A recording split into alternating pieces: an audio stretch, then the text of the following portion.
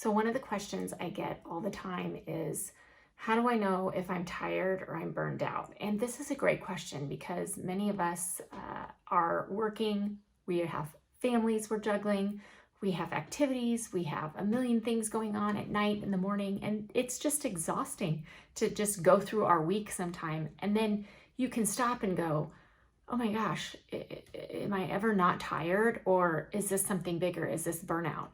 Burnout typically has three symptoms: emotional exhaustion, cynicism, and then inefficiency and or disengagement, where you just literally pull back from everyone, even people you love, because you don't have the emotional energy to give any time to them or to even give any care to them.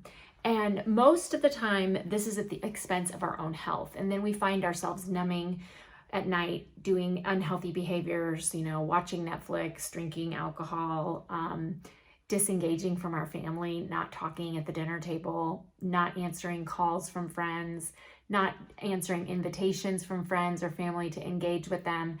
And we find ourselves having such low energy that it can really affect our work and our workplaces. And we may not be showing up or really engaged at all at work. We're just present, but not really working and not really engaging and not using our talents. And that's burnout.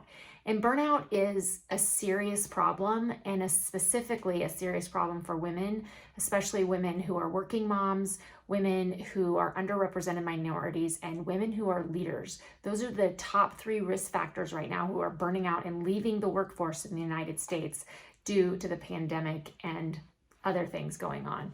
So it's important to recognize like fatigue, where you just need a weekend of really good sleep, versus burnout, which is a place that can lead to a lot of negative behaviors and also mental health issues like anxiety, depression, and even suicidal ideation. So first of all, I want to say, if you're feeling that way, you're not alone. There's a lot of great resources. The number one thing that I would say that you should do is to reach out and talk to someone. Call a friend, ask a friend for coffee, text a friend. Most people don't realize that they're not alone in this, and there's hope and help for you. But when you're feeling burned out, a lot of times you don't want to do that because you don't even think that you have the energy to reach out, or you don't think that you would be a good friend to complain, or you don't want to burden someone.